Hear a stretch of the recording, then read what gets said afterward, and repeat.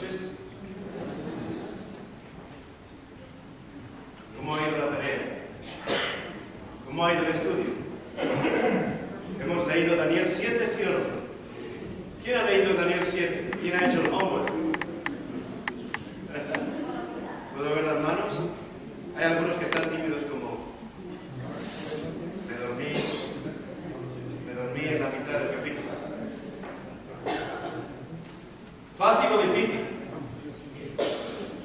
Difícil. No creo que sea difícil. No creo que sea difícil. Creo que es fácil. Solo que hay que leer aquí y allá. Y la palabra de Dios siempre hay que mirar en esa parte y en otra parte para saber qué o cuál es el significado. Veo caras nuevas. Eso significa que tengo que explicar desde el principio. Los demás dicen, oh no, aquí también no. Pero afortunadamente hemos preparado una diapositiva que nos permite explicar qué es lo que hemos visto hasta ahora y de ahí seguir adelante. Vamos a pasarla, vamos a ir hasta esta, que es la número 3, si no recuerdo mal. Ahí está. En estos días que nos hemos reunido, hemos recibido 5 mensajes. 5 reuniones, 5 sesiones, 5 mensajes. El primer mensaje viene de Daniel 2. Para los que venís el primer día, esta estatua de Nabucodonosor, un rey neobabilónico que vivió hace unos cuantos años y que en la Biblia se explica que tuvo un sueño y que luego una persona interpretó ese sueño. Esa persona se llamaba Daniel. Y en el libro de Daniel, en el capítulo 2, se explica que esa estatua era una sucesión de imperios que ocurrió en la historia. Así que comprobamos la historia y descubrimos que efectivamente la historia nos dice que después de Babilonia vinieron los medos y los persas, que después vinieron los griegos y que después vinieron los romanos. Exactamente igual que lo dice Daniel. Por tanto, en Daniel 2 el mensaje es que había una sucesión de imperios y que había una gran destrucción final. Porque si os acordáis, aquello que le preocupó a Nabucodonosor y que Daniel le explicó, gracias a Dios, fue que había una piedra no cortada con mano humana que golpeaba la piedra, que golpeaba la estatua y la estatua desaparecía y esa piedra se convertía en un gran monte y cubría toda la tierra. Por la tarde, en ese primer día, vimos en la segunda conferencia que habría una serie de señales que ocurrirían antes de que esa piedra golpease a la estatua. La tercera, eso fue ya el domingo, hablamos de qué podía representar esa piedra y descubrimos que esa gran piedra se refería a la venida del Hijo de Dios, del Hijo del Hombre, de Jesús. El lunes, entonces, tuvimos que saber cómo y cuándo vendría ese último imperio. Y decíamos, ¿cómo vendría? Como ladrón en la noche para aquellos que no lo esperan y que no conocen la profecía. ¿Qué más? Como un relámpago que sale desde el oriente y se muestra hasta el occidente, dice la palabra de Dios que leímos, así será la venida del Hijo del Hombre. Pero también decíamos que se oirían las trompetas, por tanto será visible y audible. Y la pregunta que decíamos después era, ¿cuándo serán estas cosas? Al igual que preguntaban los discípulos. ¿Y qué decía la palabra de Dios? No se sabe ni el día ni la hora. Pero nos decía, velad, estad atentos, porque cuando empiecen a suceder estas cosas, las señales del último tiempo, entended que estoy a las puertas. ¿Quién dice eso? El propio Jesús. Y finalmente ayer estábamos viendo quién era el enemigo que va a ser derrotado por ese último imperio. Y descubríamos, conforme a la palabra de Dios, que ese enemigo iba a ser aquel que fue creado y que se llamó Lucifer, y que después pasó a ser el enemigo, el adversario de Dios, por tanto se llamó Satanás, que eso es lo que significa adversario. Y decíamos que hay muchas personas que no creen que Y eso es lo que mejor le puede pasar a él, porque si no crees que existe, no te proteges de lo que te pueda ocurrir. Pero llegamos, ya decía yo que estaba yo muy potente, ¿verdad?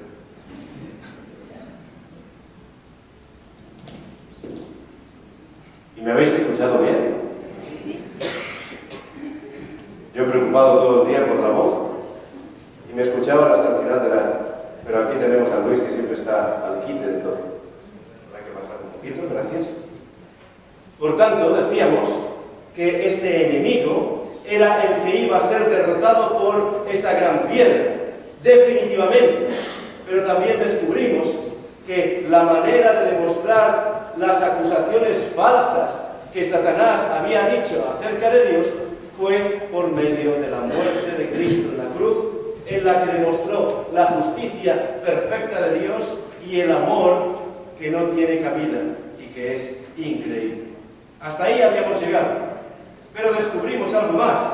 Decíamos que Daniel 2 es un relato paralelo a Daniel 7. Por tanto, yo os animé a que leyeseis Daniel 7 para estar preparados para la charla de hoy. Y era normal que yo os lo pidiese para que vieseis que a primera vista unas palabras a veces son difíciles. Pero para eso es este seminario profético, para tratar de entender lo que nos está diciendo. Así que sin más dilación vamos a empezar con aquello que nos trae esta noche, que es Daniel capítulo 7. En Daniel capítulo 7, como ya habéis leído, los que lo habéis leído, y ahora leemos el texto, nos encontramos que Daniel tiene un sueño.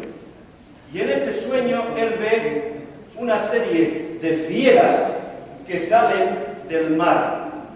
El lenguaje profético, salir del mar, significa de ahí donde hay mucha gente. Y dice que había un león con alas de águila, un oso con 3 costillas en su boca, en sus dientes, un leopardo con 4 cabezas y con 4 alas, y una bestia que no puede describir, pero que es horrible y espantosa. ¿Habéis leído eso? Bien. Hace algunos años, un periódico informó que se había encontrado al anticristo. Era, decían, un hombre judío con el nombre de Samen Lee, con un 666 escrito en la frente. Bueno, eso fue hace 20 años y no pasó nada. Otros han dicho que el anticristo podría ser Henry Kissinger, el exsecretario de Estado de Estados Unidos. Otros han dicho que podría ser Bill Clinton, o incluso el príncipe Carlos, y esa noticia fue dada en el boletín especial en su edición del año 2000. Y muchos protestantes creen que el anticristo es un futuro dictador global ateo, es decir, que no cree en Dios. Vayamos por partes y no nos apresuremos con ideas preconcebidas. ¿Qué significa anticristo? La palabra anticristo significa uno que está en contra u opuesto o en lugar de Cristo. Eso es lo que significa el anticristo.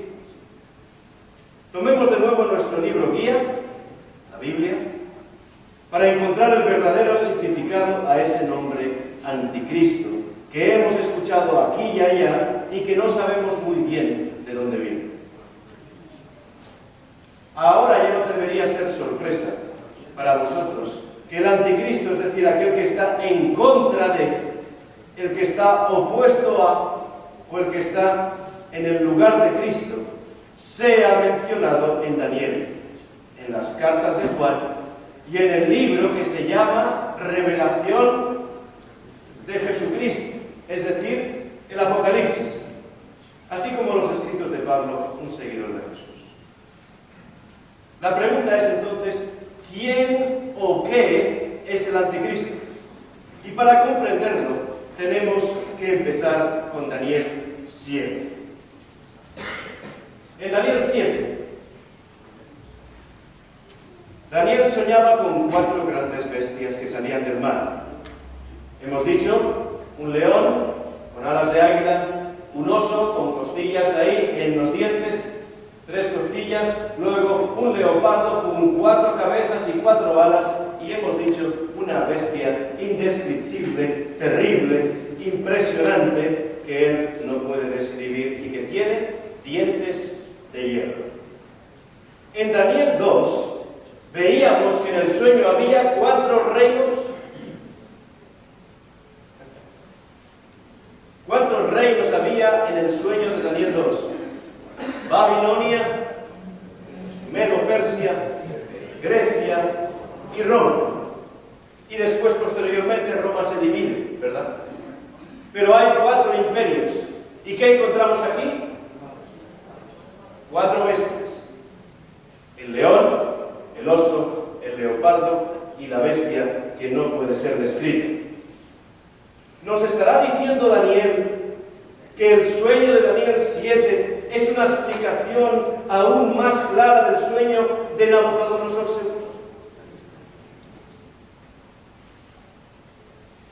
¿Es que alguna vez se han comparado los animales con imperios? ¿Alguno de vosotros puede recordar qué animal representa a su país? Yo he hecho mi homework y yo sé que entre la audiencia hay bastantes chilenos. ¿Qué animal representa a Chile? Esta pregunta es de nota, ¿eh? ¿Un qué? ¿Un corzo? Ah, un cóndor. ¡Qué impresionante! Que resurge de las cenizas. ¿Y qué dice más el escudo de Chile? Perdón. ¿Pero qué decía el escudo inicial y el primero de Chile?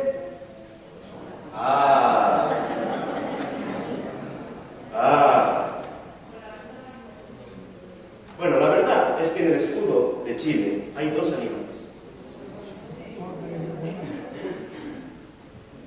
Hay 2 animales.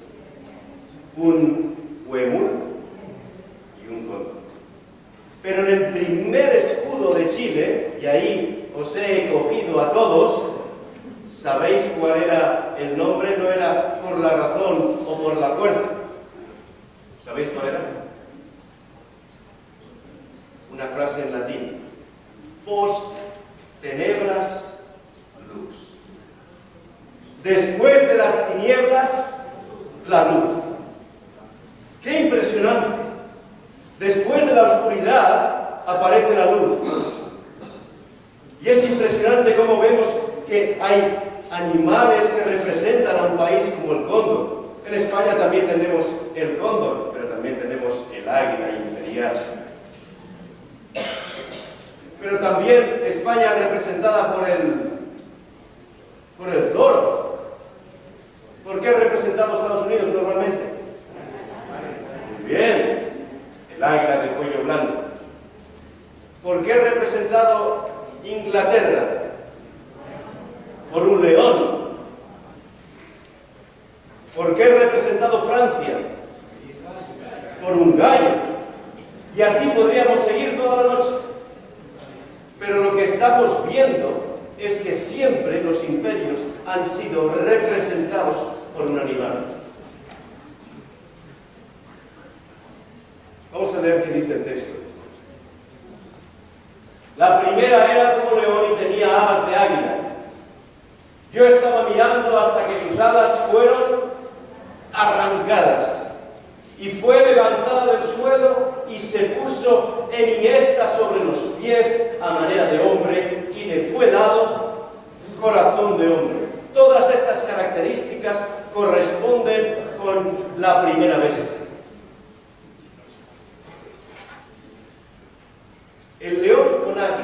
con alas de águila, siempre, y para eso hay que estudiar la historia, siempre ha representado a Babilonia.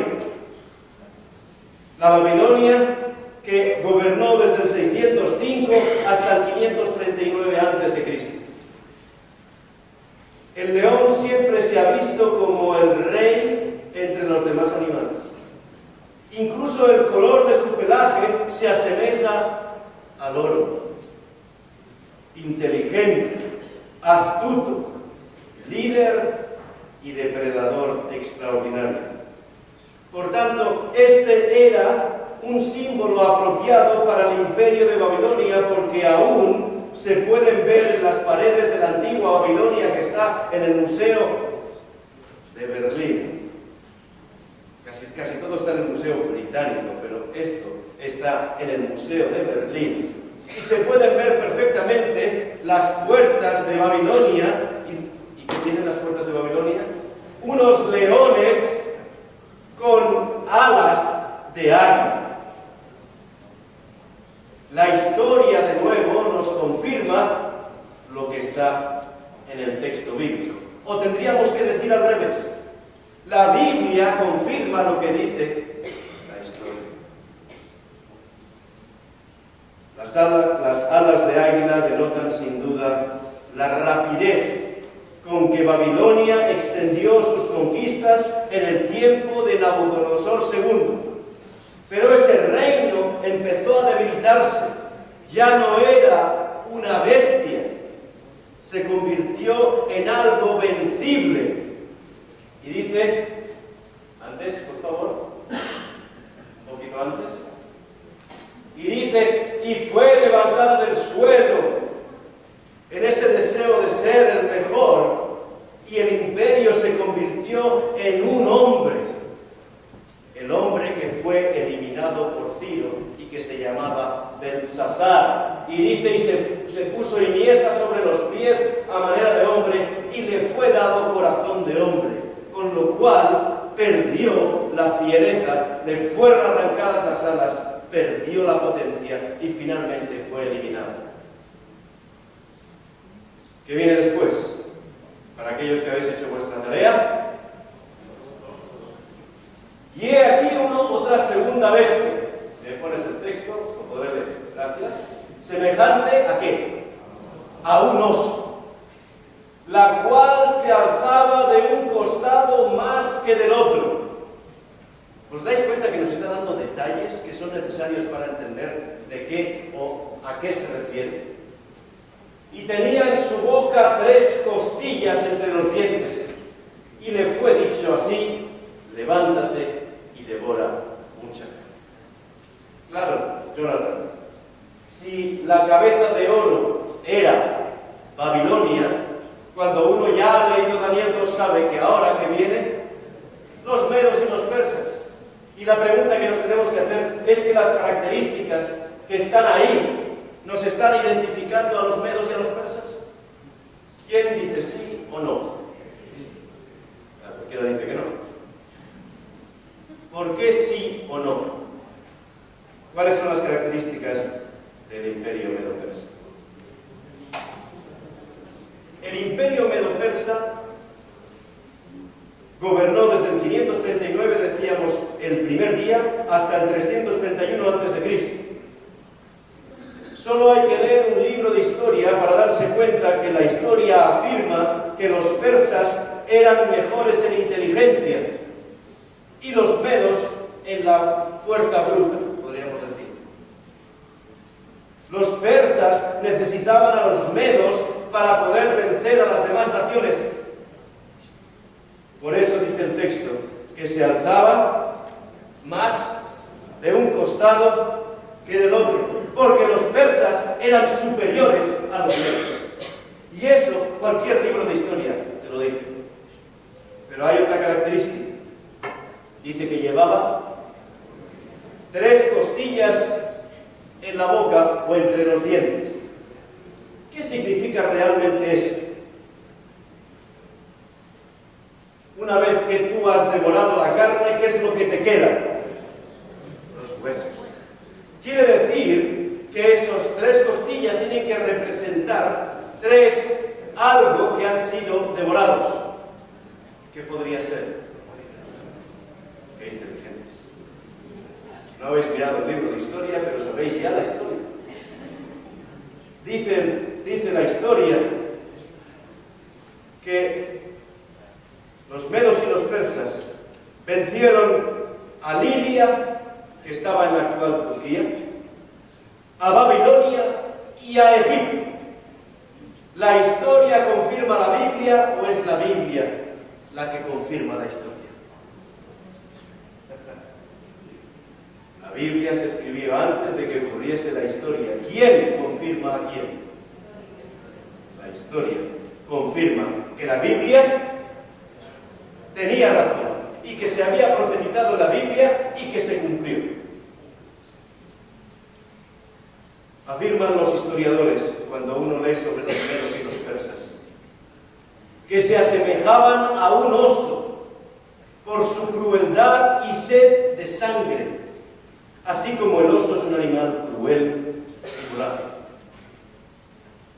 Pasemos a la siguiente. Después de esto miré y he aquí otra semejante a un leopardo, con 4 alas de ave en sus espaldas. Tenía también esta bestia 4 cabezas y le fue dado dominio.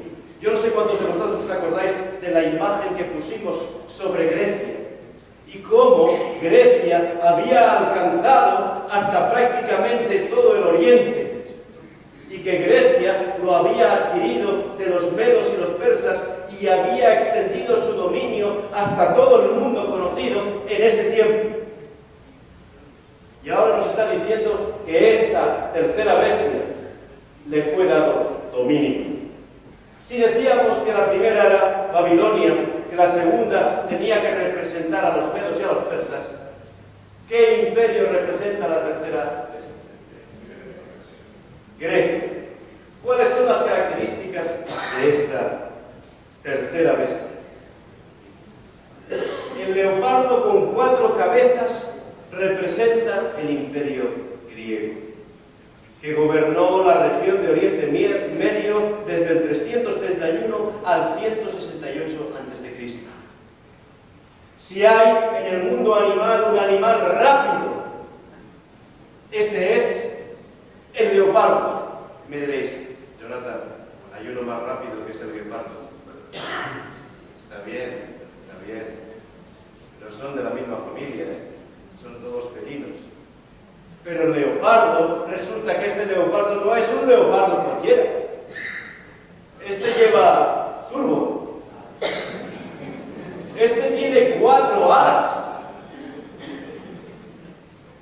Este no solo es rápido, es rapidísimo. Y es una característica principal de esta bestia. No tiene 2 alas como Babilonia, tiene 4. Si en algo se caracterizaron las conquistas de Alejandro Magno, fue en la rapidez. Para cuando el ejército que se estaba preparando quería enfrentarlos, los griegos ya habían tomado posiciones. ¿Os acordáis del metal que utilizaban? El bronce, que era mucho más ligero y les permitía correr mucho más. Pero diréis, sí, pero ese leopardo tiene 4 cabezas.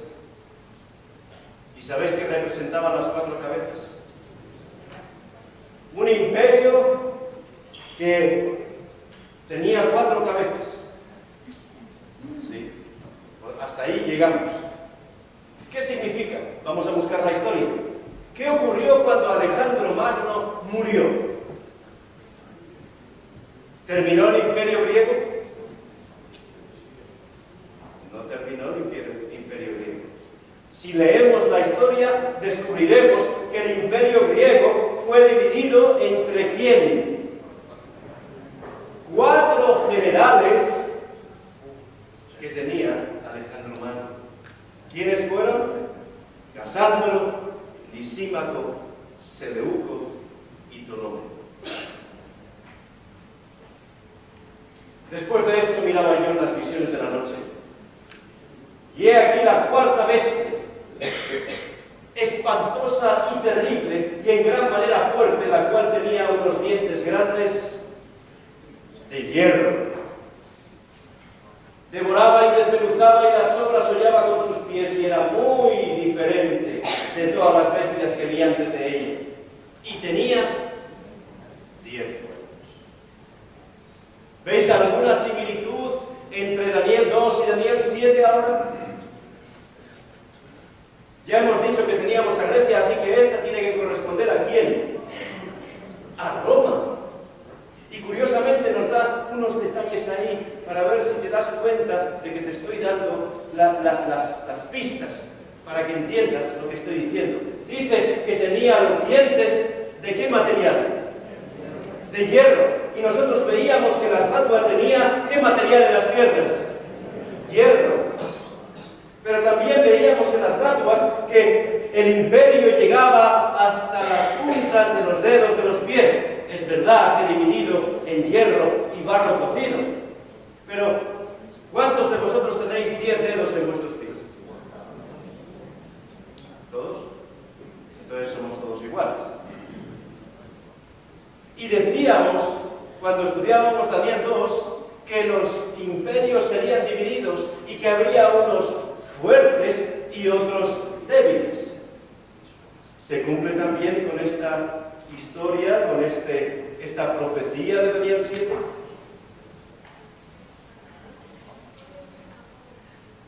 Son profecías paralelas. Y si son paralelas, ¿qué diferencia hay entre la una y la otra? ¿Qué dice sobre la cuarta bestia? La terrible bestia con dientes de hierro representaba el imperio romano que conquistó a los griegos y gobernó desde el 168, un poquito antes, por favor, ahí, desde el 168 hasta el 476 después de Cristo. Adam Clarke escribía acerca de este imperio, y leo hago la referencia. Este reino fue sin duda el imperio romano, espantoso, terrible y en extremo fuerte, que llegó a ser, como los escritores se complacían en decir, el imperio del mundo entero. Una vez que hemos leído estos textos, nos hemos dado cuenta de los mismos 4 metales de la visión que Nabucodonosor había tenido algunos años antes y que coinciden con las 4 bestias de la visión de Daniel en el capítulo 7. Así que ahora sí que podemos hacer la comparación. Tenemos Babilonia, el león con las alas de águila, Medo-Persia, que se levantaba más de un lado que de otro, como un brazo está por encima del otro, el oso con las 3 costillas, porque nos ha dado más detalles que no nos había dicho Daniel 2. Ahora nos dice que había eliminado a 3 y habíamos descubierto que era Libia, Babilonia y Egipto. Y ahora sigue diciendo que viene otra bestia, que es el leopardo con las 4 alas de ave y 4 cabezas. Y hemos descubierto que eso, porque nos da más detalles, todavía coincide con aquello que habíamos descubierto, que también significaba que era Grecia, a pesar de que la propia Biblia ya dice que serían los griegos, a pesar de que la propia Biblia dice que serían los medos y los persas. Y finalmente nos encontramos con las piernas y las semejanzas con esa bestia indescriptible que tiene los dientes. Pero aquí no termina Daniel 7, o sí termina, o ahí es donde terminasteis de leer. Hay algo más, ¿verdad? Habla de algo más Daniel 7 que no hablaba, o que entendemos que parece que no habla en Daniel 2. Hay algo nuevo que no se nos había dicho en Daniel 2. Sigamos leyendo en Daniel 7. ¿Es que hay alguna explicación que se le diera a Daniel como ocurrió en Daniel 2? Vamos a ver. Daniel está preocupado porque esa bestia grande y terrible que él no puede describir no se le va de la cabeza. Es algo que no puede entender. Y como no puede entender, como hemos aprendido en el colegio, cuando no se puede, Y se pregunta, y eso es exactamente lo mismo que hizo Daniel. Dice el texto, Daniel 7:16, que ya habéis leído en casa. Me acerqué a uno de los que asistían y le pregunté, ¿qué le preguntó? La verdad acerca de todo esto. Dime realmente la verdad. Dime qué significa esto que estoy viendo. Y me habló y me hizo conocer la interpretación de las cosas. ¿Queréis conocer la interpretación de las cosas? Ya la deberíais saber porque ya la habéis leído. Veamos. Seguimos adelante. Estas 4 grandes bestias son 4 reyes que se levantarán en la tierra. Si ya lo decía yo, tenía que ser lo mismo que Daniel 2. Son 4 reyes, son 4 reinos que existirán en la tierra. Pero luego, ¿qué dice? Después recibirán el reino los santos del Altísimo y poseerán el reino hasta el siglo, eternamente y para siempre. Y eso es lo que habíamos hablado en los anteriores días. En el momento en que esa piedra golpea la estatua y entonces se hace un monte grande y cubre toda la tierra, significando que el imperio de Cristo vencería al imperio anterior al suyo y finalmente viviríamos eternamente con él. ¿Os acordáis de ese mensaje? Deberíais acordaros porque es muy importante para vuestras vidas. Estas 4 grandes bestias son 4 reyes. Pero si seguimos leyendo, nos dice Daniel que tuvo deseos de saber la verdad acerca de la 4ª bestia y acerca de una de las características de esa bestia que hemos dicho que eran los 10 cuernos. ¿A qué se refiere? Esa es la preocupación que él tenía. Y los 10 cuernos significan que de aquel reino se levantarán 10 reyes. ¿Ocurrió en la historia, sí o no? Habíamos estudiado que efectivamente, cuando hablábamos de Daniel 2, decíamos que ese imperio sería dividido y que esa división traería imperios o reinos fuertes e imperios o reinos débiles. Así que ahora Daniel 7 nos dice otra vez que hay 10 cuernos. Interesante. ¿Cuáles fueron esos imperios fuertes y débiles que existieron después de Roma? Sencillamente, uno toma el libro de historia y lo verá claramente. Pero como no tenemos el tiempo ahora para eso, he hecho el deber, he hecho la tarea y os lo digo yo. Entre ellos estaban los siguientes, los 10. Los sajones. Sajones, ¿nos suena de algo? Anglosajones.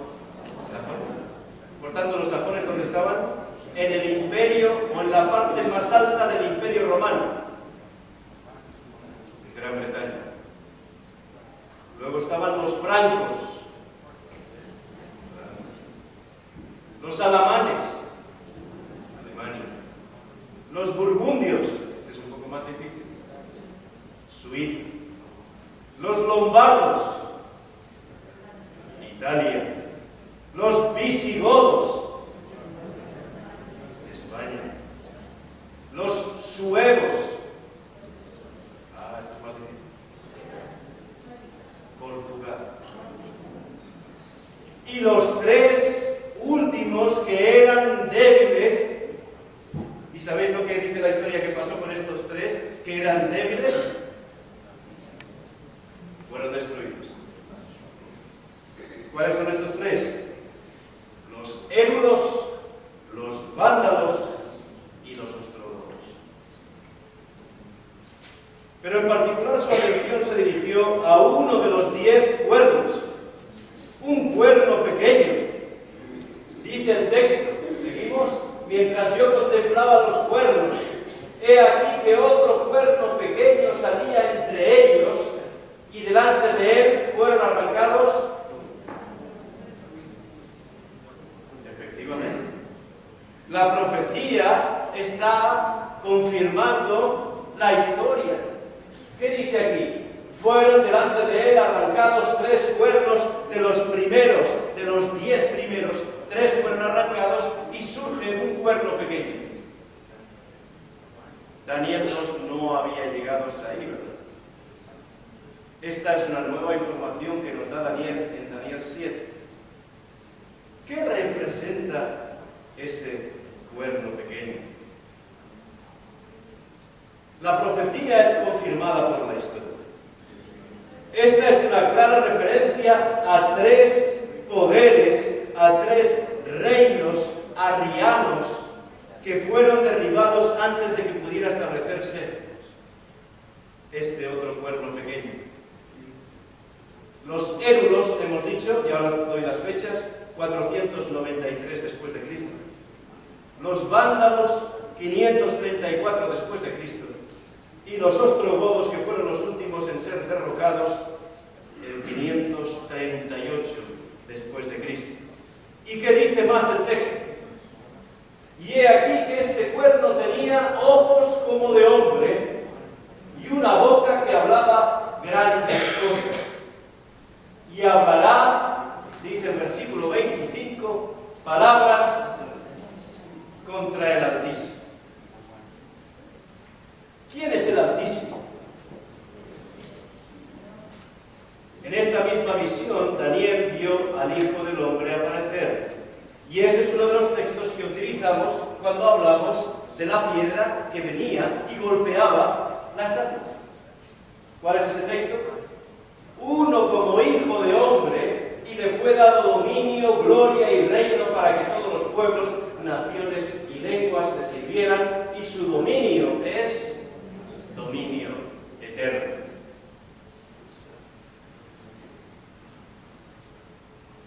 Sabemos que el Hijo del Hombre está en la Biblia y estudiamos que ese Hijo del Hombre es Jesús y por tanto el Altísimo. Y decíamos el domingo que 40 veces en el Nuevo Testamento el término Hijo del Hombre se refiere ¿a quién? A Jesucristo. Y así que concluimos que el Hijo del Hombre en la profecía de Daniel se refiere a Cristo. Notemos lo que Daniel escuchó del Altísimo, cuyo reino, porque está hablando del Altísimo, porque estamos al lado de Daniel 7:25, en el 7:27 dice, el reino cuyo reino, por supuesto el reino del Altísimo, es reino eterno, y todos los dominios le servirán y le obedecerán. Exactamente las mismas cosas que se dijeron del Hijo del Hombre se dice del Altísimo, lo que significa que el Hijo del Hombre, o Cristo, es también el Altísimo, lo cual no debe sorprendernos porque, como hemos visto en esa conferencia, Jesús es llamado Dios en el Antiguo Testamento y en el Nuevo Testamento. Así que cuando Daniel vio que el cuerno pequeño estaba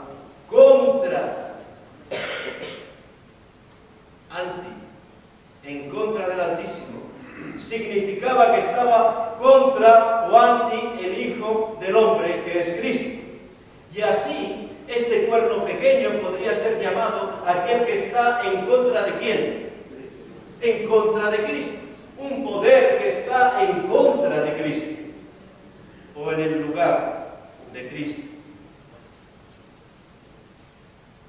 Observemos las acciones de este anticristo para ver si realmente está en contra de Cristo o hemos tirado por los pelos la conclusión. Veamos. ¿Qué dice que hará? Hablará palabras contra. Está claro que está contra el Altísimo, está claro que está contra Dios, está claro que está contra Jesucristo. Y a los santos del Altísimo quebrantará. Y pensará en cambiar los tiempos y la ley, y serán entregados en su mano hasta tiempo y tiempos y medio tiempo. Y Jonathan, aquí ya me he perdido. ¿Qué es lo que está diciendo? Aparentemente lo que está diciendo es que este poder, este cuerno pequeño, lo que está haciendo es ir o hablar en contra del Altísimo y en contra de aquellos que creen en el Altísimo, los santos del Altísimo. Y es más, él cree y trata de cambiar la ley y todo lo que se refiera a la ley. Y durante un tiempo, los santos del Altísimo serán entregados en su mano hasta tiempo, tiempos y medio tiempo. Al menos sabemos que es un periodo de tiempo, aunque ahora mismo no sepamos qué periodo de tiempo es. Lo vamos a ver. Por tanto, ¿os habéis dado cuenta de que podríamos decir, ¿qué dos cosas principales hace el cuerno pequeño o el anticristo? Está en contra de las leyes de Dios, ¿verdad? Por el texto que hemos leído anteriormente. ¿Y cuál es la segunda cosa? Y contra el pueblo de Dios. Dice que tratará de cambiar los tiempos y demás, y la ley, por tanto está en contra de la ley de Dios, y también dice que perseguirá a los santos del Altísimo, por tanto está contra el pueblo de Dios.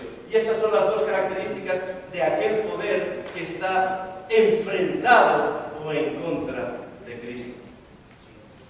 Y es curioso, y no sé si lo habéis tenido en vuestra mente, son las mismas características que decíamos ayer de aquel que se considera el adversario de Cristo. Las mismas características, ¿os acordáis? ¿Qué le dijo a Adán y Eva? La ley de Dios no es justa. Y segunda cosa, Dios no os quiere, os esconde cosas. Veamos a vista de pájaro la historia cristiana durante unos minutos. Yo creo que es importante conocer la historia. Y todo lo que estoy a punto de compartir está documentado en los libros de historia de cualquier universidad. El cristianismo comenzó en Jerusalén con Jesús. Y después de su muerte se extendió rápidamente a Antioquía, en Siria, a Alejandría, en Egipto, a Turquía, a Grecia y finalmente a Roma. Jerusalén fue destruida en el año 70 después de Cristo por los romanos, tal y como quien lo había predicho, tal y como Jesús lo había predicho. Y con su destrucción, Roma se convirtió en el centro de la influencia cristiana. Sin embargo, porque Roma era el centro del Imperio Romano, el cristianismo en Roma cada vez estaba más influenciado, cada vez estaba más influido por las creencias paganas. Acompañadme al famoso puente Milvio en Roma. En este puente se libró una gran batalla entre los ejércitos de Constantino y Magencio. Antes de que la batalla tuviera lugar, se dice que Constantino tuvo un sueño, una visión, donde vio la señal de la cruz. Y se le dijo en esa visión que iba a ganar la batalla si él la ponía en los escudos y en los estandartes de los soldados. Constantino en ese momento no era cristiano. ¿Qué ocurrió? Él lo hizo y sus fuerzas derrotaron a Magencio en la batalla del puente Milvio. Como resultado de ello, Constantino se convirtió al cristianismo y se convirtió ¿en qué? En el primer emperador romano cristiano. Y bajo su dirección, el cristianismo se convirtió en la religión oficial del Imperio Romano. Alrededor del año 324 después de Cristo. Roma, por tanto, se convirtió en cristiana, pero por desgracia el cristianismo se convirtió en romano. Las creencias y las prácticas paganas de Roma inundaron la iglesia primitiva cuando los paganos se hicieron cristianos, pero solo de nombre. Notemos lo que revela la historia. Lo que estoy diciendo está en cualquier libro de historia de Roma y de los primeros años del cristianismo. Dice aquí en este libro una concisa historia de las centurias del cristianismo en su página 58. Los nuevos cristianos eran, en cuanto al pensar y los hábitos,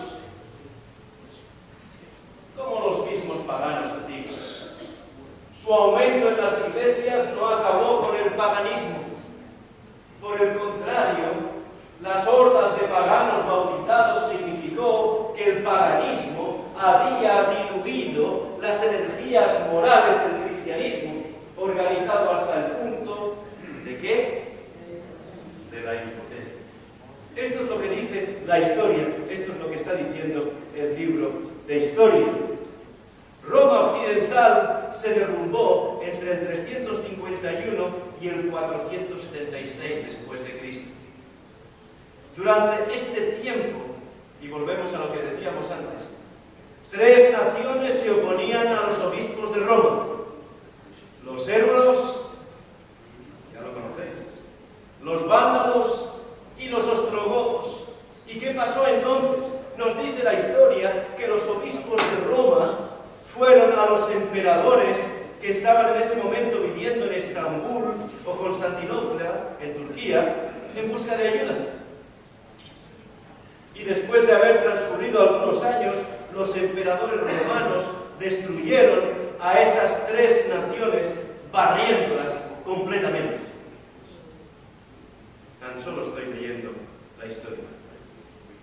Y en el año 538 después de Cristo, el emperador Justiniano derrotó al último de esos 3 poderes débiles y que se llamaban los ostrogodos, lo que finalmente le condujo a decretar que el obispo de Roma era el líder político y religioso del antiguo imperio romano de Occidente. Y así, tal como nos dice la historia, los obispos de Roma gobernaron como líderes espirituales y políticos durante los siguientes 1260 años, durante lo que se conoce como la Iglesia medieval o la Iglesia de la Edad Media. Jonathan, ¿por qué dices 1260 años? ¿Cómo lo sabes? Ahora lo vamos a descubrir. Pero llegado a este punto quisiera ser todo lo claro que me sea posible. Quiero que tengamos en cuenta que lo que llamamos el anticristo no es una persona, no son personas, sino un sistema, un poder. No las personas, sino un poder, un sistema o una institución, como le queráis llamar. Y ahora me gustaría compartir con vosotros las características identificativas de las que nos habla Daniel 7 y que revelan claramente que la iglesia medieval, asimismo llamada cristiana, es de hecho el sistema que la Biblia denomina como anticristo, porque aquello que hicieron estaba en contra de lo que el propio Jesús había instituido. Vamos adelante. En primer lugar, saldría de entre los 10 cuernos o de Europa occidental. ¿Y qué dice Daniel 7, versículo 8? He aquí que otro cuerno pequeño salía entre ellos. ¿Qué es exactamente donde la iglesia medieval tenía su sede? En Roma, en Italia, entre el resto de las naciones de Europa occidental, donde estaban los burgundios. Seguimos adelante. La iglesia medieval sustituyó 3 de las 10 naciones. Y decía el versículo que hemos leído, ante el cual 3 de los primeros, ¿verdad? Y delante de él fueron arrancados 3 cuernos de los primeros, que es exactamente lo que la historia nos estaba diciendo. Hemos dicho que en el 538, la última de las 3 naciones que hostigaban Roma fue arrancada de raíz, y en su lugar el obispo de Roma recibió el poder político en el año 538 después de Cristo. En tercer lugar, nos decía de las características de ese cuerno pequeño que perseguiría, ¿qué dice? Al pueblo de Dios. ¿Qué dice el texto bíblico? Y hablará palabras contra el Altísimo, y a los santos del Altísimo quebrantará. Notemos lo que la propia Iglesia dice acerca de esto. La Iglesia ha perseguido. La Iglesia medieval ha perseguido. Solo un principiante o novato en la historia de la Iglesia, ¿qué dice? Negaría esto. Cuando ella piensa que es bueno utilizar la fuerza física, ella la utilizará. Y tan solo tenemos que leer la historia para descubrir que así fue. Y vuelvo a repetir, estoy hablando de una institución, no estoy hablando de las personas. ¿Qué más? ¿Qué predijo Daniel? Que atacaría al pueblo de Dios durante 1260 años. Jonathan, otra vez vuelves con el 1260 años, y yo no le he leído eso. Yo tan solo he leído tiempo, tiempos y medio tiempo. Y tú siempre dices 1260 años. ¿Por qué estás hablando de 1260 años? Bueno, porque Daniel 7:25 dice: y serán entregados en su mano hasta tiempo y tiempos y medio tiempo.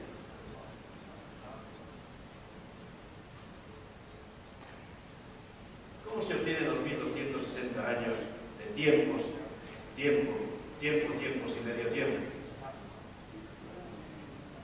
¿Dónde se nos revelan las cosas en la Biblia? En el Apocalipsis. Dice la revelación ¿de quién?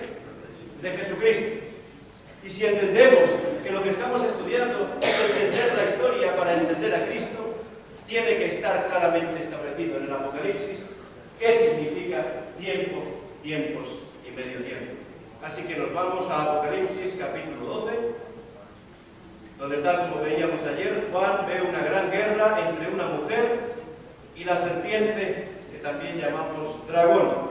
Y después se le dice: y se le dieron a la mujer las 2 alas de la gran águila, para que volase delante de la serpiente al desierto, a su lugar, donde es sustentada por tiempo y tiempos y la mitad del tiempo. Está muy bien, Jonathan, pero la primera parte del versículo no entiendo nada. Yo sé que lo estás poniendo para que vea que también en Apocalipsis dice tiempo, tiempos y medio tiempo, pero eso de que la mujer, las 2 alas de la gran águila, volase al desierto delante de la serpiente, sustentada por todo ese tiempo, no tengo ni idea de lo que significa. No nos preocupemos, también lo estudiaremos. Todavía nos queda el viernes y el sábado, así que no os impacientéis. Lo cierto es que el propio Apocalipsis nos da la solución, porque en el mismo capítulo, unos versículos antes, ya lo decía. Jonathan las vuelve a hacer como ayer. Nos pones el versículo de después y luego nos pones el de antes. Pero es así. Y la mujer huyó al desierto, donde tiene lugar preparado por Dios, y os lo explicaré para que lo entendáis, para que allí la sustenten, ¿por cuánto? 1260 días. Pero tú has dicho años. Y aquí pone días. Explícame eso, por favor. Claramente, entonces, significa que tiempos y medio tiempo son 1260 días. ¿Estamos de acuerdo? Pero ¿cómo se ha podido sacar esa cantidad? ¿Por qué tiempos y medio tiempo son 1260 días?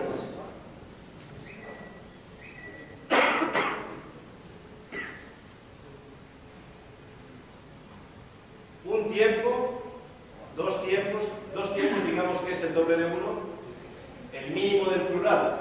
Uno es uno, cuando ya es dos es plural, ¿sí o no? Para no pisarnos los dedos, vamos a decir que es dos. Por tanto es un tiempo, dos tiempos y medio tiempo. Todavía no te sigo, no hay problema. Un tiempo, vamos a decir un año, 2 años y medio año. ¿Cuántos días forma eso?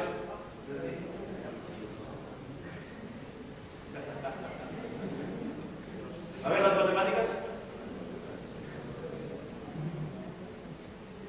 Un año de los que vivimos ahora tiene 365 días, ¿verdad? Un año en el tiempo bíblico, antes de que se descubriese, ¿cuántos serán? 360. 360 más dos tiempos, 360 y 360, 720 más 360, más medio tiempo, 180, da un total de 1260 días. Pues entonces, ¿por qué dices años? Hemos llegado a entender que pueden ser 1260 días, porque en la parte de Apocalipsis dice 1260 días, cuando después en el versículo posterior dice un tiempo, dos tiempos o tiempos y medio tiempo. Así que sí, evidentemente 1260 es igual a un tiempo, medio tiempo, dos tiempos y medio tiempo. Pero la palabra de Dios, hay una profecía que se le dio a un profeta en el que se le explica cómo se tiene que interpretar la profecía en cuanto a tiempo. Y ese profeta era contemporáneo a Daniel. Interesante, ¿verdad? ¿Y qué dice el Señor a ese profeta? Ezequiel, capítulo 4, versículo 6. Cumplidos estos, te acostarás sobre tu lado derecho segunda vez y llevarás la maldad en la casa de Judá 40 días. Esto es otra historia que tendríamos tiempo otro día para explicar. Pero fijaos lo que dice. Día por año te lo he dado. Y esta es la forma en que interpretamos que los 1260 días son 1260 años. Y diréis, solo con un texto puedes decir que los días se convierten en años. ¿Esto se aplica a toda la Biblia? ¿Cómo lo entendemos? Aquí. Hemos llegado a Daniel 8. Cuando el viernes hablemos de Daniel 8, me daréis la razón de que no pueden ser 1260 días y que tienen que ser 1260 años. Pero no porque lo diga la historia, que lo vamos a ver ahora, sino porque está en la palabra de Dios y lo explica claramente. Así que pensaba venir hoy y no el viernes, malas noticias. Porque el viernes entenderemos lo que estamos hablando hoy también. Muy bien, recordemos que hemos dicho que en el año 538 después de Cristo el emperador derrotó al último de los tres poderes opuestos y como resultado el obispo de Roma fue capaz de ejercer el poder que le dio, ¿quién? Justiniano. Si a la fecha del 538 después de Cristo le añadimos 1260 años, ¿a qué año llegamos? 1798. Si le añadimos 1260 días, no ocurre nada en la historia. Pero si le añadimos 1260 años y nos vamos al 1798 y buscamos algo relacionado con el obispo de Roma, algo relacionado con perder el poder, descubriremos a quién. Descubriremos a Napoleón y concretamente descubriremos a aquel general que Napoleón mandó y que se llamaba el general Berthier. Y esto lo dice la historia. ¿Y qué hizo Berthier? Apresó al obispo de Roma, encarceló al obispo de Roma, al Papa Pío VI, que fue exiliado a Valence, en Francia, donde murió. Y dicen los libros de historia que ahí terminó el poder del obispo de Roma, el poder político, por supuesto, el poder político del obispo de Roma y de la Iglesia. Es bueno conocer la historia para saber dónde nos hallamos en la profecía. Según cuenta la historia, durante este periodo de 1260 años, el pueblo de Dios, los santos del Altísimo, fueron perseguidos. También lo dice la historia. Los cristianos fueron perseguidos. Aquellos que no hacían conforme a la voluntad del obispo de Roma políticamente y religiosamente fueron perseguidos y ejecutados. ¿Cuál era la última característica de ese poder, de ese cuerno pequeño, de ese poder que va en contra de Dios y de Cristo? Daniel predijo que haría también, ¿qué haría este también?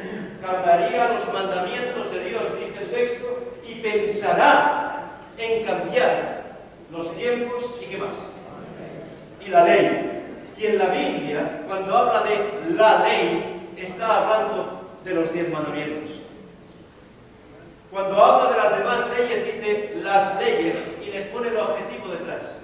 Las leyes ceremoniales, las leyes de higiene, las leyes sociales, etcétera, etcétera. Pero cuando la Biblia dice la ley, se está refiriendo a los mandamientos. Y lamentablemente, y vuelvo a repetir, estoy hablando de una institución y no de las personas. Lamentablemente eso tuvo lugar en la iglesia medieval y ha sido heredado por la iglesia católica que conocemos. Como todo el mundo sabe, en la Biblia hay ¿cuántos mandamientos? 10 mandamientos. Pero en el catecismo de la iglesia católica, el catecismo es un libro para enseñar a los nuevos miembros las creencias de la iglesia, creo que es algo evidente, hay solo 9 mandamientos, a pesar de que parece que hay 10. El segundo mandamiento de la Biblia, que se encuentra en Éxodo 20, claramente dice algo. ¿Qué dice el segundo mandamiento en la Biblia?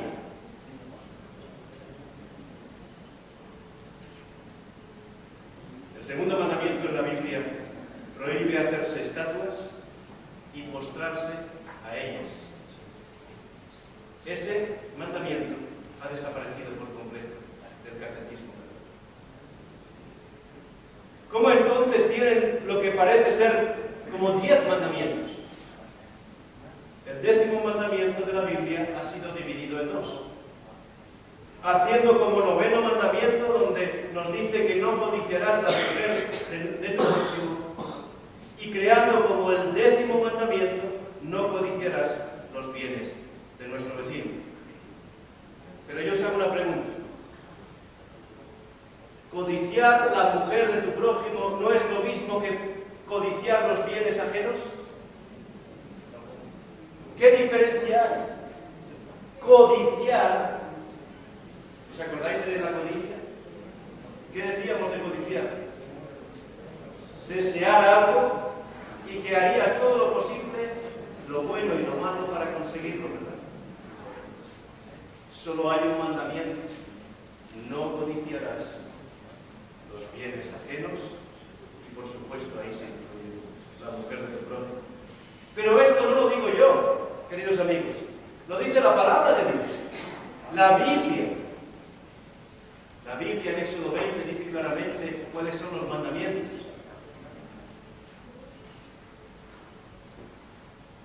Esto no tiene otro nombre que un engaño. Porque todo el mundo sabe que debe haber 10 mandamientos.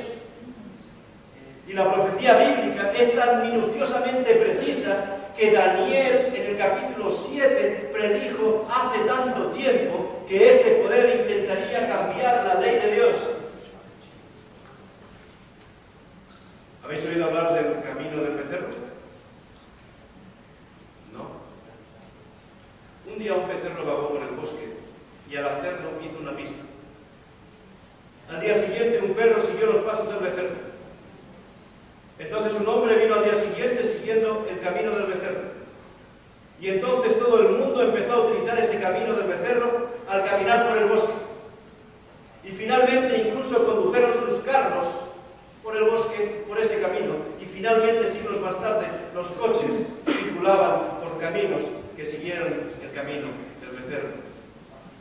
Y con el tiempo construyeron una supercarretera a través del bosque y todos se preguntaban por qué esta carretera zigzaguea como lo hace. Y nadie se dio cuenta de que todo era debido a un viejo becerro al que todo el mundo estaba siguiendo ciegamente. Quisiera hablar del camino del becerro en la historia. La iglesia medieval no solo hizo 2 del último mandamiento, sino que cambió el 4º mandamiento. ¿Cómo el día de reposo cambió del sábado al domingo? Porque en el mandamiento dice: acuérdate del día de sábado, acuérdate del día de reposo, 6 días trabajarás y harás toda tu obra, mas el 7º será para el Señor tu Dios. Veamos lo que hemos visto que Daniel predijo sobre la iglesia medieval. Dijo: y pensará en cambiar los tiempos y la ley. El sábado es la ley de Dios en relación al tiempo.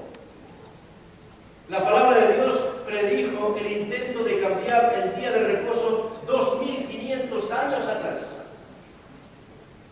El día de reposo nunca ha cambiado. Siempre ha estado en la Biblia como día sábado. Así que, ¿cómo se produjo realmente el cambio del sábado al domingo? Lo voy a compartir con vosotros, pero está documentado en cualquier libro de historia de la universidad. Solo estamos examinando la historia, por muy dolorosa que nos pueda parecer. Esa es la historia. Siguiente. ¿Qué ocurrió? ¿Qué día era el día que se guardaba anteriormente? El cambio del sábado tuvo lugar gradualmente durante aproximadamente 4 o 5 siglos. La iglesia del siglo I guardó el día 7º, sábado. Jesús y los discípulos, Jesús y los apóstoles guardaron el 7º día como día de reposo, por tanto el sábado. Y en el Monte de los Olivos en Jerusalén, Jesús, mirando hacia adelante 40 años, ¿qué les dijo? Orad pues que vuestra huida no sea en invierno, ni en día de sábado, ni en día de reposo. ¿Por qué lo dijo?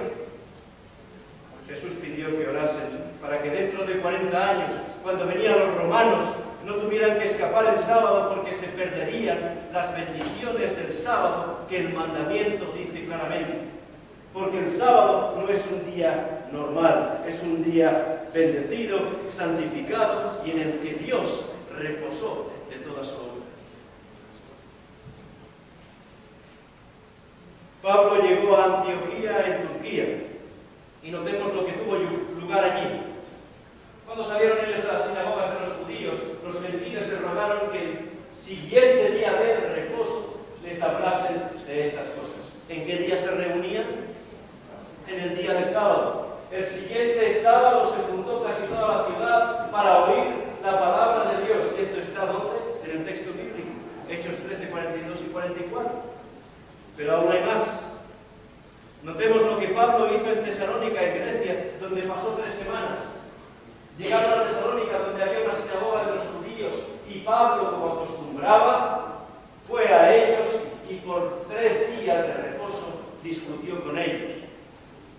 ¿Y qué pasó con el 4º día de reposo? ¿Por qué solo estuvo 3 sábados? Porque lo expulsaron fuera de la ciudad antes de la 4ª. Eso es lo que dice el texto.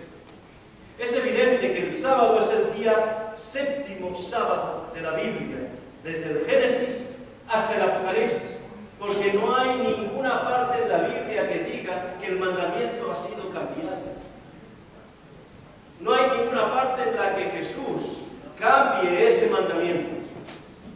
Y si creemos que Jesús es verdadero, que existió como vimos el otro día, y no hay ninguna parte en la Biblia que diga que realmente se cambió el día de sábado, nosotros tenemos que cumplir el mandamiento. Pero dice que ese imperio, ese poder, esa institución trataría de cambiar los tiempos y la ley. Y en segundo lugar,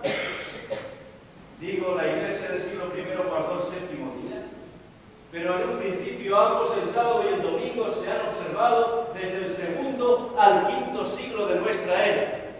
Se observaba el sábado y el domingo.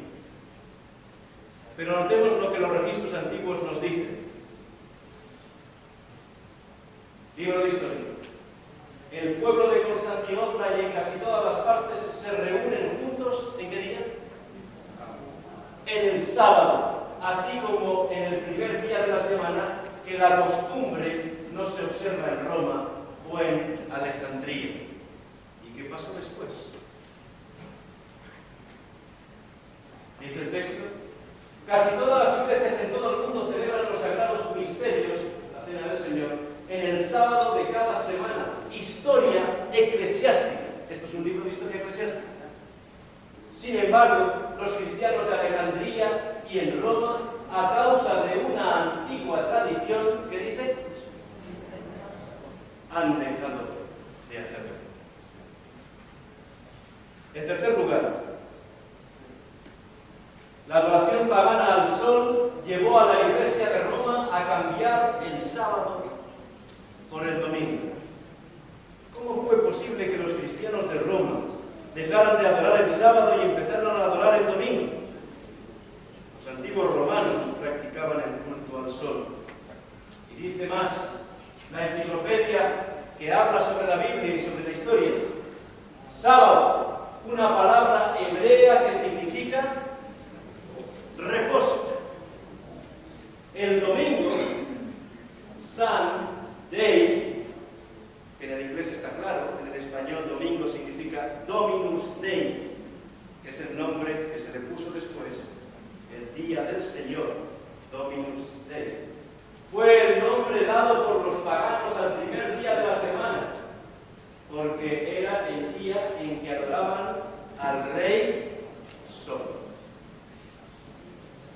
Historia.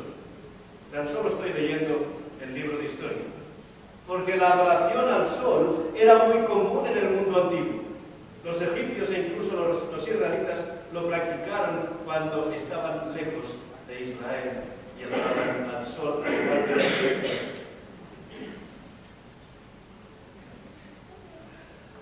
¿Seguimos? La palabra católica, marzo 1994. El sol era un dios más importante en el paganismo. Perdón por la H que se va y gris, no entiendo. Hay una verdad, algo real de rey en torno al sol, por lo que es un emblema en forma de Jesús, el sol de justicia. De ahí que la Iglesia en estos países parece haber dicho: mantened ese viejo nombre pagano, permanecerá consagrado, santificado. Y así el domingo pagano dedicado a Balder, el dios sol, se convirtió en el domingo cristiano dedicado a Jesús.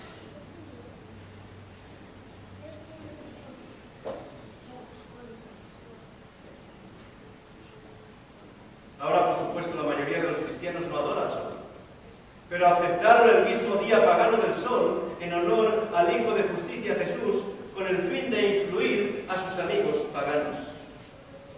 ¿Y qué pasó después? Porque esto no terminó aquí. Si seguimos moviendo la hoja en el libro de historia, descubriremos que se establecieron leyes gubernamentales que fomentaban el culto al domingo.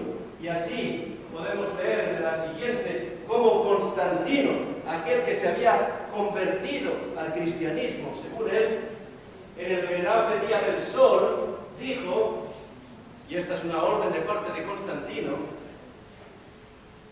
dejar que los magistrados y personas que residen en las ciudades descansen y dejar que todas las tiendas estén cerradas. ¿Hay algo más que tengamos que saber? Siguiente. No solo se establecieron leyes gubernamentales que fomentaban el culto al domingo, sino que la Iglesia, y vuelvo a repetir, lo único que estoy haciendo es repasando la historia, y os animo a que cuando vayáis a vuestras casas estudiéis la historia para abrir vuestros ojos. La historia dice que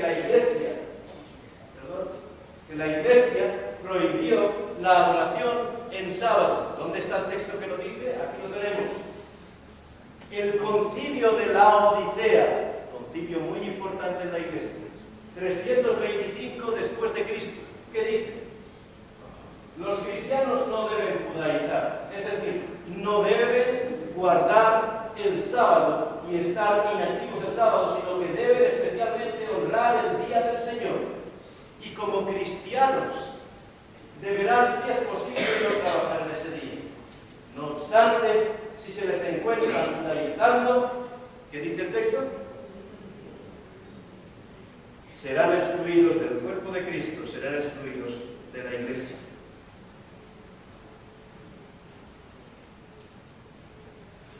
¡Qué tragedia! Que el día que Jesús mismo hizo y se mantuvo para el descanso, la Iglesia primitiva estaba ahora diciendo que si una persona lo guardaba, ya no sería parte de aquel que lo instituyó. En el Catecismo de los Convertidos, el Catecismo de la Iglesia Católica, que todos podéis hojear en cualquier biblioteca o en cualquier casa, vais a encontrar estas preguntas. ¿Cuál es el día de reposo? ¿Y qué dice el Catecismo? El sábado es el día de reposo. ¿Más preguntas? Siguiente. ¿Por qué entonces observamos el domingo en lugar del sábado? ¿Cuál es la respuesta? Porque la Iglesia Católica transfirió la solemnidad del sábado al domingo. James Cardinal Gibbons, un líder de la Iglesia Católica, escribió lo siguiente: en fe de nuestros padres, el cardenal dijo lo siguiente: podéis leer la Biblia desde el Génesis hasta el Apocalipsis, es lo que he dicho yo hace un momento, y no encontraréis una sola línea que autorice la santificación del domingo. Las Escrituras imponen la observancia ¿de qué día? Del día sábado. Carl Kitchen, uno de los destacados estudiosos laicos de la Iglesia de Roma en los Estados Unidos, dijo lo siguiente: los fundamentalistas se reúnen para el culto del domingo. Sin embargo, no hay evidencia en la Biblia de que la adoración colectiva debía hacerse los domingos. El sábado judío, o día de descanso, fue, por supuesto, ¿qué día? El sábado. Acordaos que ayer dijimos que Lucifer presentaba dos ideas. La primera: Dios no es justo y su ley es injusta, por tanto, no desea que se cumpla. Y la segunda fue: Dios no te ama porque no se interesa por ti y te oculta la verdad. Dice Daniel que ese cuerno pequeño hablará palabras contra el Altísimo, y la misma característica que Satanás, que significa adversario y que está en contra de Dios y de Jesús. ¿Para qué fue creado el sábado? ¿Alguien me lo puede explicar? Para demostrarnos que Dios es nuestro creador y el emperador del último imperio. Ese es su día. En segundo lugar, porque Él es Señor nuestro y nuestro proveedor. 6 días trabajarás y harás toda tu obra, todo lo que tú quieras. Pero no te olvides de tu Creador, mas el séptimo día será de descanso para el Señor tu Dios. Es un día en el que dedicas especialmente a Él, para que no te olvides de quién es el Creador y quién es el que te va a librar del último enemigo. Nos ha redimido, decíamos ayer, y nos ha separado para sí mismos. Y finalmente, el día sábado es el día de nuestro descanso y el que nos da paz.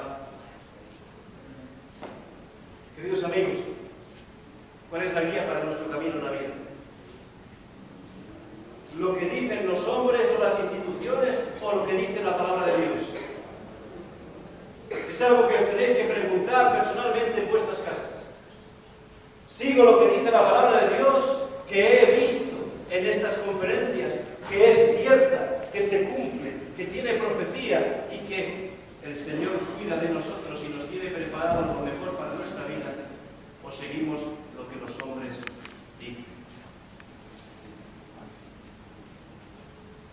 Jesús pensaba que sí importaba saber qué o quién es nuestra guía. Observemos lo que dice. Pues en vano me honran enseñando como doctrinas mandamientos de hombres, porque dejando el mandamiento de Dios os aferráis a la tradición de los hombres. Y quizá alguno de vosotros está pensando, Jonathan, yo no lo conocía. Yo no era ni consciente del cambio en ese día de reposo. Yo creía que debíamos guardar el domingo. ¿Qué espera Dios que yo haga? Notemos lo que dice Jesús. A mí me parece maravilloso. A mí me parece extraordinario el amor que tiene por cada uno de nosotros. Y que Él, aún y con el poco conocimiento que tenemos, siempre nos da la salida. ¿Y qué es lo que dice? Pero Dios, habiendo pasado por alto el tiempo de vuestra ignorancia, ¿qué dice? Ahora manda a todos los hombres en todo lugar que cambien de mente, que eso es lo que significa arrepentirse, un cambio de mente, que cambien de mente, por cuanto ha establecido un día en el cual juzgará al mundo. ¡Wow! Ahora nos hablas de que va a haber un juicio.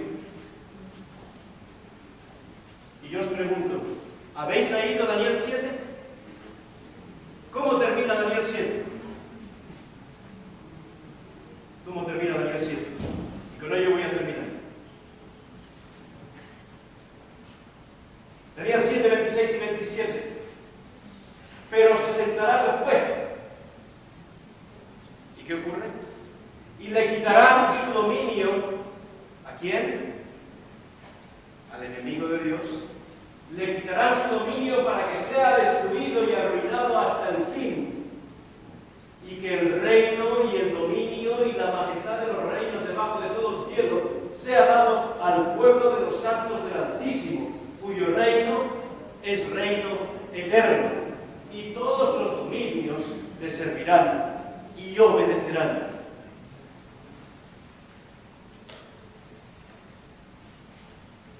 La pregunta es, ¿y cuándo se sentará el juez? ¿Cuándo dejará ese cuerno pequeño contrario a Dios de hacer daño al pueblo de Dios? La respuesta está en Daniel 8. Así que nos veremos el viernes y aclararemos las dudas. Señor, vamos a terminar en una palabra de oración. Diremos nuestros rostros. Bondadoso Padre nuestro que estás en los cielos. Hemos descubierto, como vemos en la historia, cómo tú has hecho para que poco a poco vayamos descubriendo que lo que dice la palabra de Dios es cierto. Y vamos a la historia y descubrimos que todo lo que está dicho en la palabra de Dios se cumple. Y que tú tienes preparado para nosotros algo maravilloso. Decíamos la vida eterna, pero también la eliminación del imperio que nos subyuga. Te pedimos ahora, de manera especial, que tú nos ayudes a entender que la Biblia tiene que ser nuestra guía, que confiemos en lo que está escrito en la palabra de Dios y solo en tu palabra, que no confiemos en mandamientos de hombres, sino en aquello que tú pusiste en tu palabra. Y te pedimos, Señor, que podamos comprender lo que está por venir, que podamos abrir nuestros ojos y entender que la redención está cerca, que ese último imperio está por llegar y que tú nos adviertes de que queda poco tiempo.